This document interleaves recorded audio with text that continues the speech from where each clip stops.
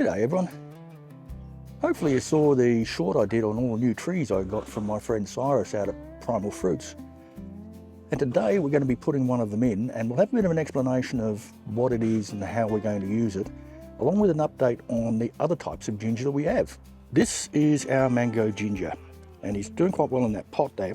But mango ginger is a unique herb in the ginger family, and I've got it here, that it is Curcuma amada. Curcuma amada? Did I say that right? Not sure. Anyway, we're going to call it mango ginger. And it is very similar to the other gingers, except in its taste.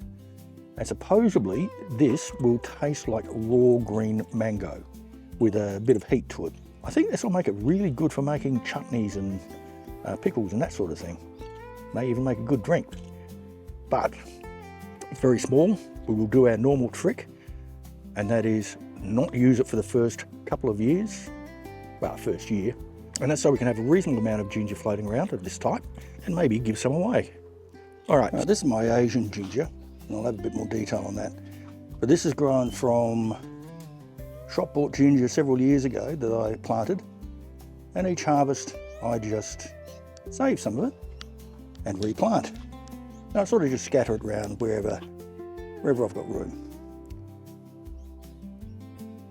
Standard sort of ginger used in all kinds of cooking. We make beverages with it, that sort of stuff. Over here, our redback ginger. You're going quite well. Just waiting for the soil to sink a little bit more before we put the mulch on top. And that's why it's called redback. There we go. The leaves have a red back. You're not looking too bad. Still a bit damp.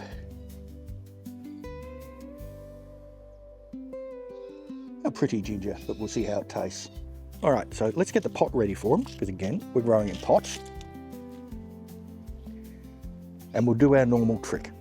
We've got some old potting mix here with, it's been salvaged, hasn't had a disease in it, just either the crop is finished or the tree died through neglect.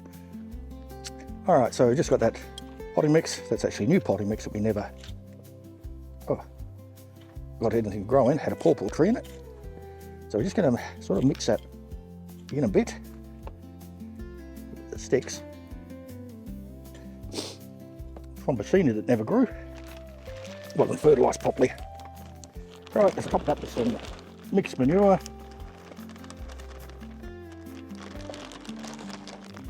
This ginger doesn't require heavy fertilising.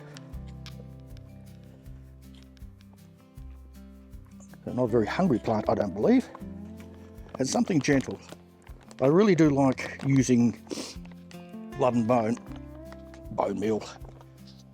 But unfortunately I haven't been able to get out to Green Life Soil in a while, so I had to buy this one. And I don't know how good it is, but it looks alright. Looks like it's actually bone meal. Don't know what those white things are.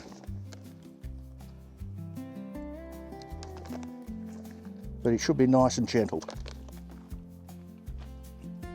Alright, let's mix that in.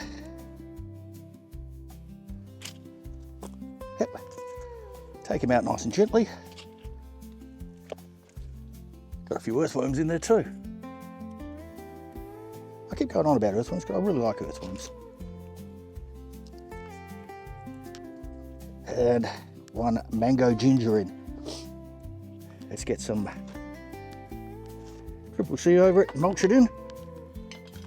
Then we shall go and put it with our other gingers.